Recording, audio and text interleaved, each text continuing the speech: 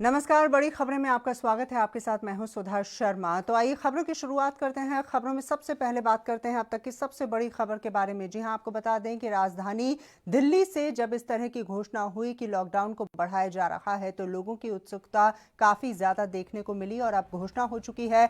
देश में 31 मई तक लॉकडाउन को बढ़ा दिया गया है। ये भी आपको बता दें कि 14 दिनों के लिए लॉकडाउन को बढ़ाया गया है। गृह मंत्रालय ने दिशा निर्देश जारी कर दिए हैं। School, college, hotel, restaurant, metro और विमान सेवाएं बंद रहेंगी। ये तमाम तरह की बातें कह दी गई हैं। दिशा निर्देश यहां जारी हो चुके हैं। राजधानी दिल्ली से ये बड़ी खबर पहुंची, जिस प्रकार से लगातार लोगों को इंतजार था कि आज लॉकडाउन का आखिरी दिन है, आगे क्या होने जा रहा है। और ऐसे में ये बड़ी खबर मिल पा रही है, जिस प्रकार से केंद्र सरकार की तरफ से बड़ा फैसला लिया गया है, लॉकडाउन को बढ़ा दिया गया है। तो लॉकडाउन 4 की शुरुआत होने जा रही है कल से।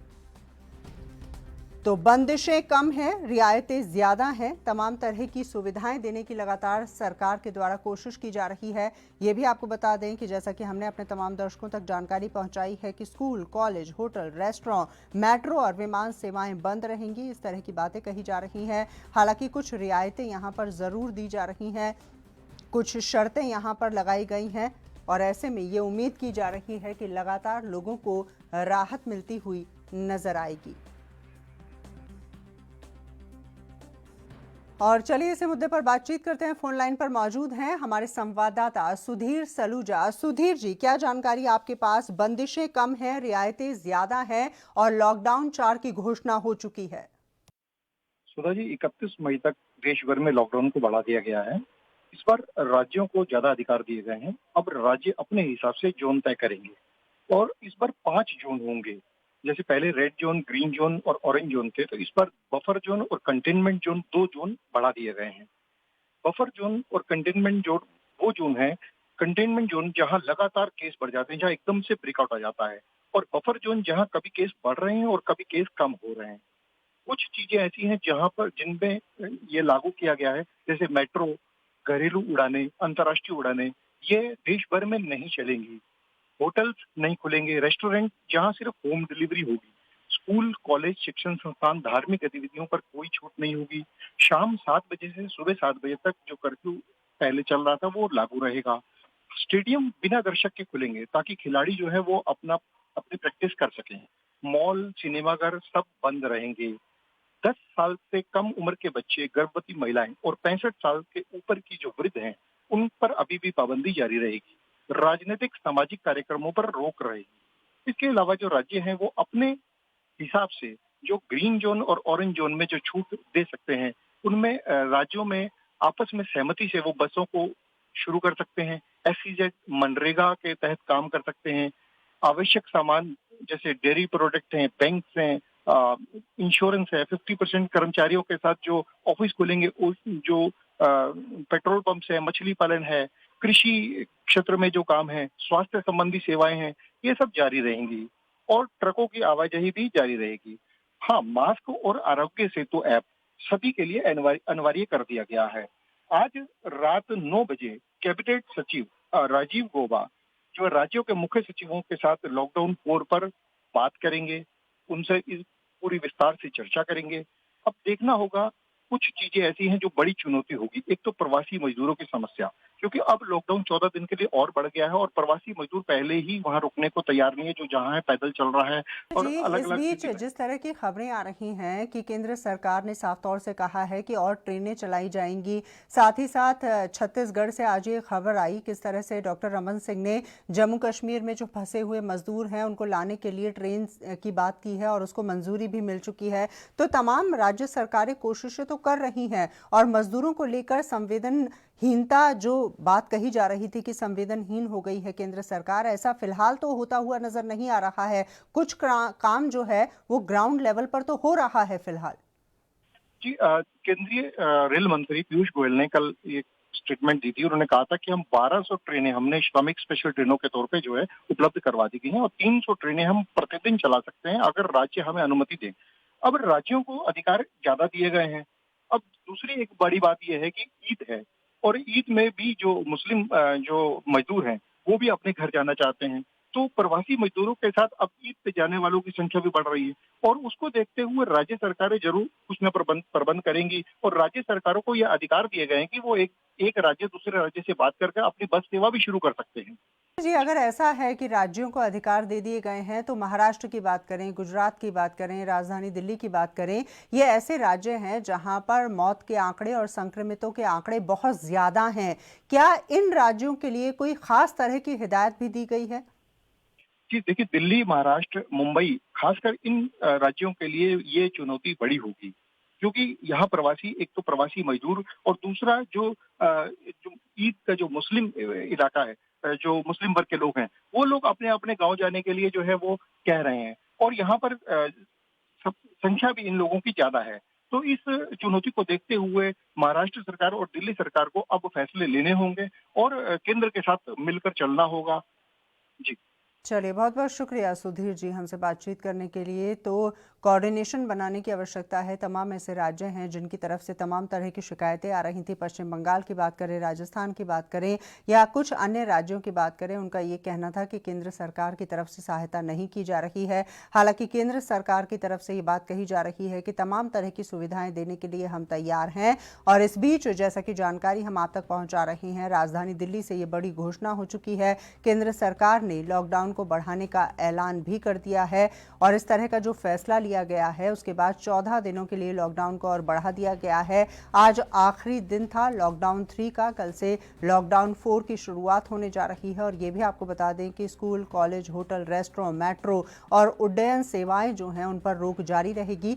और ये भी जानकारी मिल पा रही है कि कुछ सेक्टर्स ऐसे हैं जहां पर रियायतें दी जाएंगी, लोगों को राहत देने की भी कोशिश की जा रही है।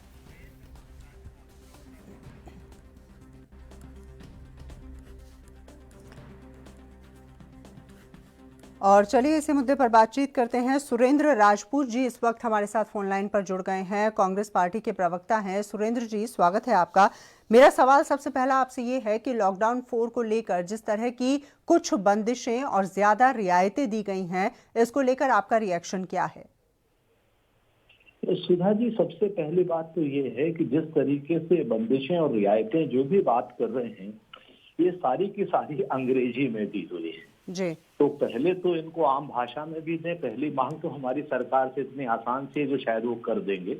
दूसरी बात, जो सबसे महत्वपूर्ण बात है, अगर ये बात पहले से राहुल गांधी जी की मान लेते, रेड, ग्रीन और ऑरेंज जोन करने का अधिकार राज्य सरकारों को दे देते, तो शायद इतनी बड़ी त्रासदी को कुछ हद तक बचा जा सकता था। इन्होंने एक स्वागत योग्य कदम किया है, देर से उठाया है कि राज्यों को अधिकार दी है। अब राज्यों को अपने डीएम्स को अधिकार देने चाहिए, एक बात। दूसरी बात जो है, अभी भी इन लॉकडाउन 4 में इन्होंने उन छोटे लोगों का, छोटे कामगारों का, जो रेस्टोरेंट में काम कर रहे हैं, जो सैलून चलाते हैं, जो छोटी दुकानों में काम करते हैं, उनके लिए इन्होंने कोई भी घोषणा नहीं की है। इसके ऊपर सरकार को सोचा जाना चाहिए कि वो लोग बेचारे अपना काम कैसे चलाएंगे, क्योंकि उनके पास कोई बीपीएल कार्ड भी नहीं है। तीसरी बात, मजदूरों को, किसानों को और इन छोटे लोगों को तुरंत एक कैश राहत पैकेज की आवश्यकता है, जो कि छोटे लॉकडाउन 4 में जिसकी उन्होंने कोई व्यवस्था नहीं की है। तो मेरा निवेदन है सरकार से कि इस तरीके की व्यवस्था राज्य सरकारों से कराएं और उस व्यवस्था को कराने में कहीं ना कहीं राज्य सरकार को केंद्र सरकार आर्थिक सहयोग भी दे, तभी ये लॉकडाउन 4 सफल हो पाएगा। वरना जिस तरीके से मजदूर सोशल अनरेस्टिंग में आकर के रैंपेज पे उतर आए हैं, पुलिस के साथ मारपीट हो रही है, पुलिस ब्रूटल लाठी चार्ज कर रही है, ये कमोबेश स्थितियां अब देश में देखने के लिए चौथे लॉकडाउन में लोगों को तैयार रहना चाहिए। अच्छा सुरेंद्र जी, आपने मजदूरों का जिक्र किया। वित्त मंत्री ने आज एक बयान दिया जिसमें उनका ये कहना था कि राहुल गांधी ने मजदूरों के साथ बैठकर उनके समय की बर्बादी की है और सोनिया गांधी को इस बारे में विचार करने की आवश्यकता है। इसको लेकर आप क्या कहेंगे? क्योंकि वित्त मंत्री का और केंद्र सरकार का साफ तौर से ये कहना है कि मजदूरों का नाम लेकर आप राजनीति कर रहे हैं, सियासत कर रहे हैं। वित्त मंत्री जी खींची हुई हैं, पूरी सरकार खींची हुई है अपनी असफलता से।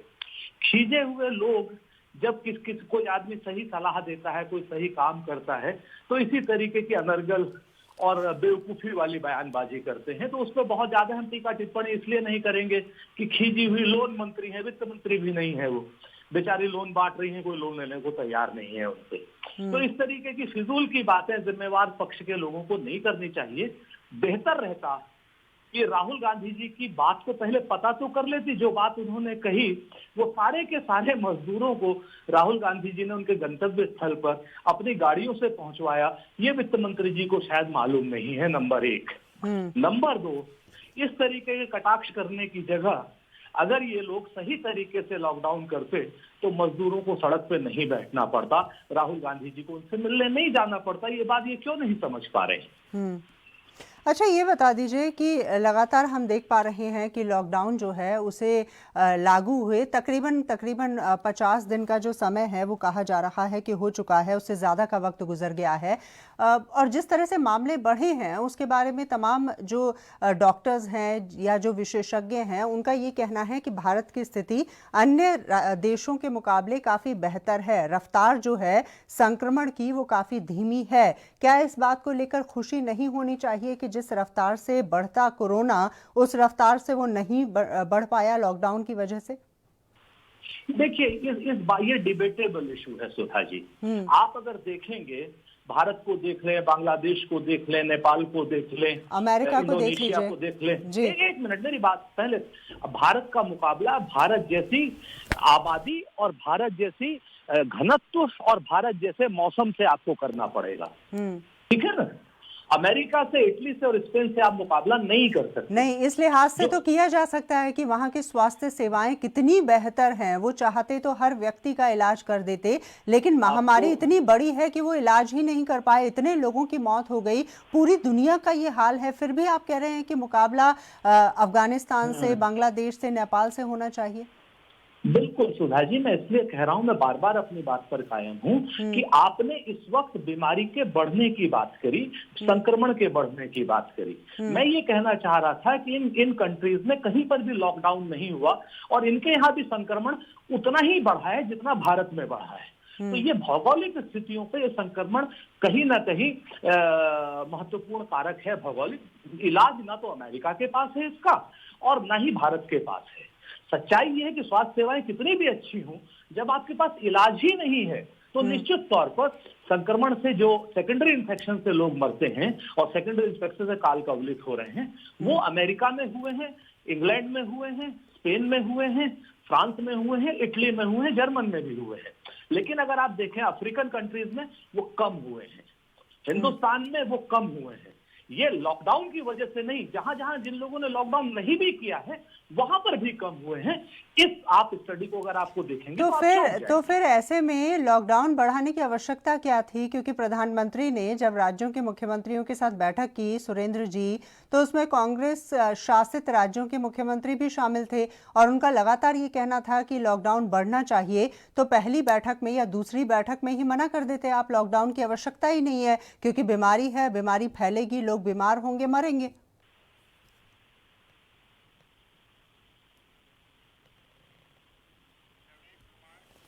चलिए, सुरेंद्र जी से शायद हमारा संपर्क टूट गया है। नवीन कुमार जी हमारे साथ जुड़ गए हैं, भारतीय जनता पार्टी के प्रवक्ता हैं।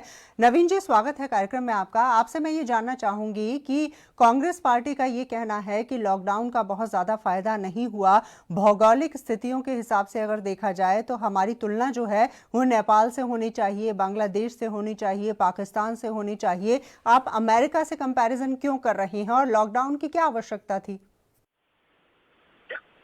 लॉकडाउन को जिसके कारण देश के अंदर इतनी वैश्विक भारी बीमारी जिसको फैलने से रोका गया, बड़ी बारी में कैजुअलिटी रुक गई, उसका पूरा विश्व ने सहयोग और समर्थन कर रहा है, उसका तारीफ कर रहा है।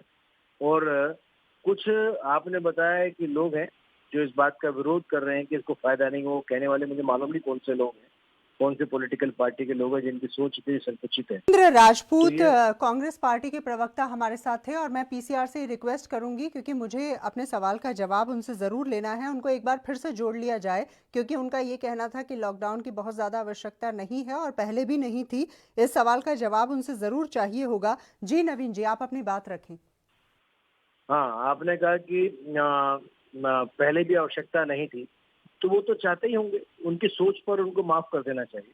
क्योंकि अगर कांग्रेस के लोग ये कहते हैं लॉकडाउन की आवश्यकता नहीं थी, तबलीगी समाज के लोगों ने जिस प्रकार से तांडव मौत का मचाया है, वो लेकर के आए हैं, उसको और परोसना चाहिए था।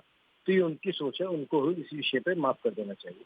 लेकिन मेरा इतना मानना है कि देश की करोड़ों लोगों की, जनता की जान को बचाना केंद्र की सरकार, भारत की सरकार सबके लिए बहुत जरूरी है, और उसने अपना काम बखूबी निभाया और किया है, और सबने इसको अप्रिशिएट किया है। मुझे लगता है कि राज्य सरकारों को इस प्रकार जो लॉकडाउन केंद्र ने जो निर्देश दिए थे उसका पालन किया होता तो ये समस्या नहीं हुई होती। जी, मेरा आपसे भी एक सवाल रहेगा और बहुत ही महत्वपूर्ण सवाल है, क्योंकि मजदूरों की बात कही जा रही है, किसानों की बात कही जा रही है, गरीबों की बात कही जा रही है।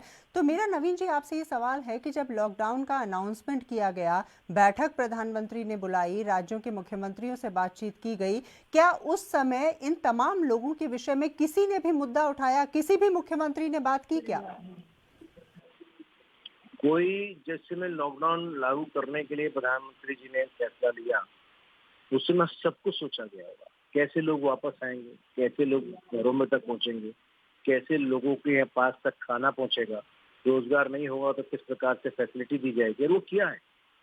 और यही कारण है कि अगर 8 करोड़ लोगों को 3 महीने तक के लिए गैस के सिलेंडर उज्ज्वला योजना फ्री देने का सरकार ने फैसला किया हो, किसानों को उसकी राशि जो मिलनी चाहिए वो देने की बात की है, ये और यही नहीं बल्कि सरकार ने जो स्टेप उठाए वो सारे के सारे स्टेप इतने महत्वपूर्ण थे जिसको कि पूरे विश्व ने उसको सराहा है।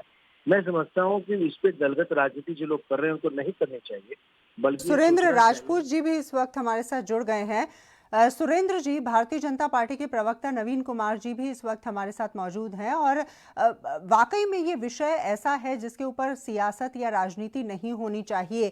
तो सियासत क्यों हो रही है? मजदूरों, गरीबों की बात करें तो उनकी तो सहायता होनी चाहिए, किसानों की सहायता होनी चाहिए। उनके मुद्दों को उछालना, उसके बाद उसके ऊपर सियासत करना किसी भी लिहाज से किसी के लिए भी सही है क्या? बिल्कुल सही बात कह रही हैं आप, लेकिन आप ध्यान से देखें सियासत कौन कर रहा है। ये दुर्भाग्यपूर्ण विषय है। आजादी के बाद हमेशा विपक्ष सियासत करता था, पहली बार ऐसा हो रहा है कि सत्ता पक्ष सियासत कर रहा है अपनी नाकामियों को छुपाने के लिए। जब हम सरकार को सृजनात्मक सहयोग देते हैं, सकारात्मक सुझाव देते हैं, जब हम सरकार को CWC से लेटर भिजवाते हैं, जब हम कहते हैं कि न्याय योजना की तरीके से 7,500 रुपए आप हर एक कामगार के खाते में, भले ही आप दीनदयाल उपाध्याय जी के नाम से डालिए, भले ही आप नरेंद्र मोदी जी के नाम से डालिए, आप कैश की सब्सिडी दीजिए, आंकड़ों की बाजीगरी मत कीजिए। उसके बाद सरकार के जो नुमाइंदे हैं, जो उनके लोन मंत्री हैं या वित्त मंत्री जी हैं, वो राहुल गांधी जी के ऊपर इस तरीके का कटाक्ष करते हैं। तो आप देखिए ना, आप स्वयं देखिए, राहुल गांधी जी की प्रेस कॉन्फ्रेंस देखिए और निर्मला सीतारमण का जवाब देखिए, और उसके बाद आप स्वयं अपने दिल से डिसाइड कीजिए, एज ए प्रवक्ता, एज ए एंकर नहीं, एज ए ह्यूमन आप डिसाइड कीजिए कि सियासत कौन कर रहा है। जो आपका जवाब होगा वो मेरा जवाब। चलिए, बिल्कुल नवीन जी से जवाब ले लेते हैं। नवीन जी, यहाँ पर कांग्रेस पार्टी का ये कहना है कि कैश में सहायता होनी चाहिए तमाम लोगों की। इसको लेकर भारतीय जनता पार्टी या केंद्र सरकार किस तरह का विचार रखते हैं? देखिए, कैश में सुविधा जो होनी चाहिए वो सरकार ने की है, और लगातार पैसा जहाँ जहाँ आवश्यकता है वहाँ दिया गया। 80,000 करोड़ से ज्यादा रुपया सरकार ने कैश में बांटा, जिनके जनधन अकाउंट जो खाते खुले थे उसके माध्यम से। मुझे लगता है कि शायद कांग्रेस के नेता हमारे में से सब भूल गए, जिन राज्यों में इनकी सरकारें हैं, जहां पर इन्होंने वायदे किए लोगों को देने के लिए, राजनीति का समय नहीं, मुझे नहीं करनी चाहिए, लेकिन उन्होंने कहा तो मैं कह रहा हूँ कि वहाँ उनको पहुंचाना चाहिए, तो उन्होंने कहीं भी इस प्रकार के काम कुछ नहीं पहुंचाया लोगों को। इवन बिजली के बिल ये लगातार उन राज्यों में मांग रहे हैं, राजस्थान में वहाँ जो लोग गरीब लोग जा रहे हैं उसके लिए बसों की व्यवस्था करने के बहुत से मौके आएंगे, बहुत से मौके आते हैं जिस पर राजनीति की जा सकती है, लेकिन ऐसे विषयों पर राजनीति करने की जगह राष्ट्र के साथ खड़ा होना चाहिए। जब वैश्विक बीमारी से पूरा विश्व इस समय संक्रमित हो, और उसमें जब संकट के समय में देश का हर आदमी लड़ रहा हो, NGO, लगातार समाजसेवी संस्थाएं, राष्ट्रीय स्वयंसेवक संघ, बहुत सारे लोग निकल करके सेवा कर रहे हैं, सेवा भाव कर रहे हैं। कांग्रेस का कोई आदमी नजर आता है? सेवा दल का कोई आदमी नजर आता है? केवल भाषण देने, बातें करने और लोगों को बरगलाने के अलावा इनके पास दूसरा कोई काम नहीं। सुरेंद्र जी, मेरा आपसे ये सवाल है कि चलिए पूरा देश, पूरा मुल्क हमारा है, तमाम राज्य हमारे हैं, लेकिन खास तौर से महाराष्ट्र की बात कर लें या हम राजस्थान की बात करें, जिस तरह की टेक्निक वहां पर अपनानी चाहिए थी या जिस तरह का मैनेजमेंट वहां पर होना चाहिए था कि कोरोना वायरस को हराया जाए, जिस तरह के प्लान की बात आप करते हैं, इन राज्यों में इम्प्लीमेंट क्यों नहीं किया गया? इतने सारे मामले यहाँ पर क्यों बढ़े? और क्या आप गारंटी से कह सकते हैं कि यहाँ खासतौर से महाराष्ट्र में और राजस्थान में हर व्यक्ति सुखी है, हर व्यक्ति को पैसा मिल रहा है, हर व्यक्ति को राशन मिल रहा है? इस बात को लेकर कॉन्फिडेंट हैं क्या आप? देखिए, मुझे बड़ा दुख होता है जब आप सब लोग और भारतीय जनता पार्टी के लोग एक स्वर में बोलते हैं। मुझे अफसोस होता है इस बात का कि जब आप महाराष्ट्र को, राजस्थान को देश से अलग करके देखने की कोशिश नहीं, मैंने तो अपनी बात की शुरुआत में ही बोला, लेकिन जो परेशानी है उसकी बात तो करनी पड़ेगी ना। क्या आप इस तथ्य को नकार सकते हैं कि महाराष्ट्र में सबसे ज्यादा संक्रमित मामले हैं? इस तथ्य को नकार पाएंगे क्या आप? बोल दीजिए, फिर आपसे सवाल नहीं करेंगे इस बारे में। नहीं, आप सवाल खूब करिए, लेकिन भारतीय जनता पार्टी के जो प्रवक्ता जवाब देते हैं उनकी तो राजनीतिक मजबूरियां हैं। मैं आपके ऊपर आरोप नहीं लगा रहा हूं, मैं आपको बात बताने की कोशिश कर रहा हूं। नहीं, परेशानी यही है ना कांग्रेस पार्टी की, सुरेंद्र जी, कि अगर आपके सुर में सुर ना मिलाएं तो आप दूसरी पार्टी का बता देते हैं, एंकर्स को भी, मीडिया को भी दूसरी पार्टी का बता देते हैं। जवाब दे दीजिए ना। मेरा आपसे सिर्फ ये जवाब था कि महाराष्ट्र और राजस्थान में ऐसे हालात क्यों हैं, वहां पर आपकी प्लानिंग काम क्यों नहीं कर पाई? मेरा बस इतना सा सवाल है। हाँ Sudha, I am very sorry. Basically Bharatiya Janata party को आप 2 मिनट निर्बाध रूप से बोलने देती हैं, लेकिन शायद अगला 2 मिनट आपका हुआ, ठीक है ना? अगला 2 मिनट आपका। नहीं, आप जिस तरीके से डिरेल करने की कोशिश करते हैं कांग्रेस के प्रवक्ताओं को, ये बिल्कुल अनुचित है। आप आरोप लगाइए, लेकिन जवाब दीजिए, जवाब दीजिए सर। आपके आरोप सर माथे पर, जवाब दे दीजिए, ठीक है ना जी। अब आपको मैं बात बताता हूं कि राजस्थान हो, महाराष्ट्र हो, छत्तीसगढ़ हो, सारी की सारी सरकारें भारत देश के अधीन में हैं और केंद्र सरकार के अधीन में हैं। आज की डेट में जो आदमी भारत में से गुजरात को या महाराष्ट्र को या राजस्थान नहीं, आपने जवाब नहीं दिया। महाराष्ट्र में ऐसा क्यों हुआ कि बांद्रा में इतने सारे मजदूर इकट्ठा हो गए? मुझे इस बात का जवाब दे दीजिए ना, वहाँ हालात अच्छे क्यों नहीं है? बड़ा मसला है सुधा जी आपके साथ। आपने अपना वादा तोड़ दिया जिस तरीके से नरेंद्र मोदी। नहीं, आप अलग मुद्दे पे जा रहे हैं ना, हम मुद्दे की बात कर रहे हैं ना। मुद्दे से भटकिए मत। ये नहीं, मेरे मुंह में आप शब्द तो आप नहीं डालेंगे। मुद्दे की बात पे बात करते हैं सर। नहीं, मैं मुद्दे की बात पे बात करता हूँ, लेकिन मुझे 2 मिनट निर्बाध रूप से दीजिए और उसके बीच में प्लीज मत बोलिए। मुद्दे की बात जी नहीं, आप ये डिसाइड नहीं करेंगे। मुद्दे की बात का जवाब आपको मिलेगा जी, लेकिन ये डिसाइड आप नहीं करेंगे कि मैं क्या बोलूं और क्या ना बोलूं। मुझे माफी के साथ कहना पड़ रहा है अपनी बात रखें।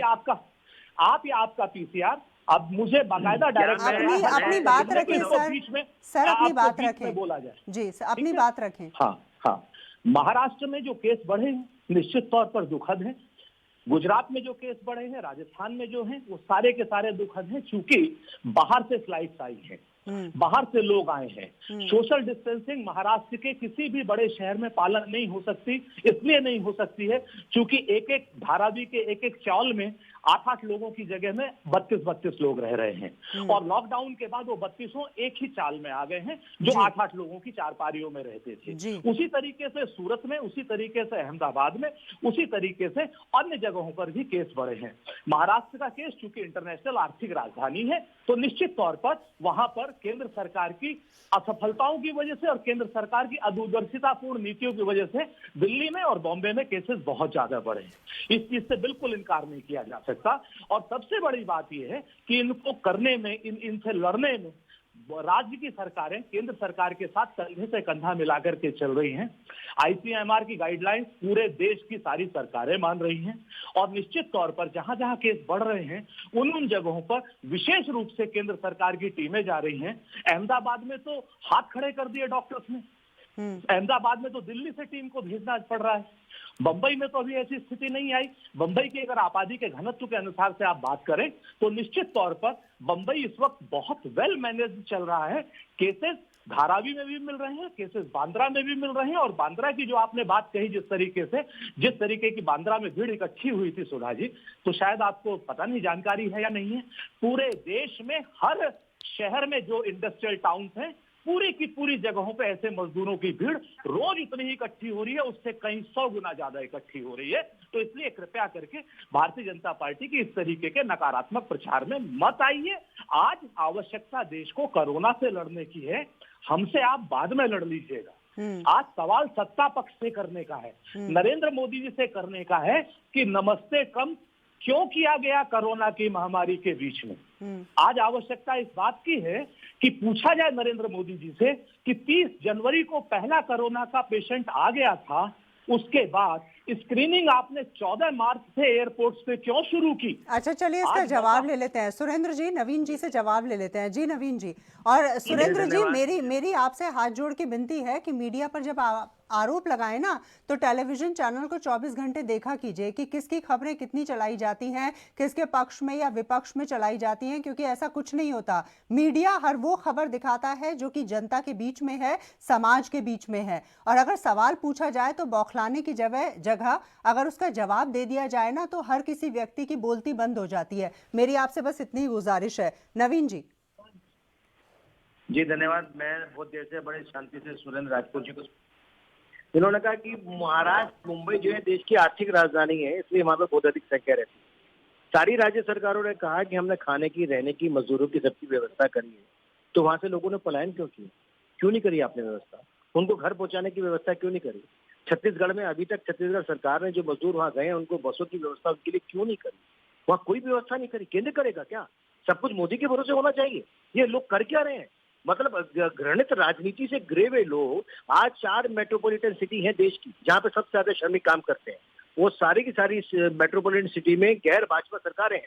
वो सारी की सारी गैर भाजपा सरकारों के राज्यों के अंदर सबसे ज्यादा मजदूरों का पलायन हुआ है, जबकि वो करोड़ों रुपया, खरबों रुपया वहां पहुंचा है, केंद्र से भी पहुंचा है और राज्य सरकारें भी दावा कर रही है सब गरीबों को खाना दे रहे हैं, सब गरीबों को रहने की सुविधाएं दे रहे हैं। मुझे बताइए किस प्रकार की राजनीति कर रहे हैं? वो ऊपर से भाषण दे रहे हैं खड़े होकर के यहाँ पर कि नहीं, यहाँ पर टीवी चैनल पर बैठ करके कि केंद्र सरकार की जिम्मेदारी, मोदी सरकार की जिम्मेदारी, ठीक प्रकार से काम नहीं किया। राज्य सरकारें क्या कर रही है?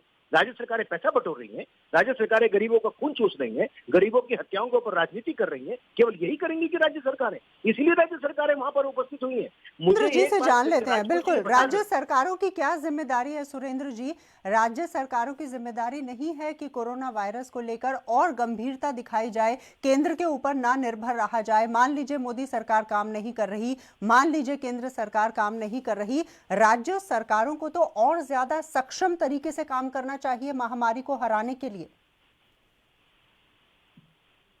जी सुरेंद्र जी। चलिए, लगता है सुरेंद्र जी से हमारा संपर्क टूट गया। बहुत बहुत शुक्रिया सुरेंद्र जी। साथ ही नवीन कुमार जी का भी धन्यवाद करेंगे हमसे बातचीत करने के लिए। भारतीय जनता पार्टी के प्रवक्ता हमारे साथ मौजूद थे।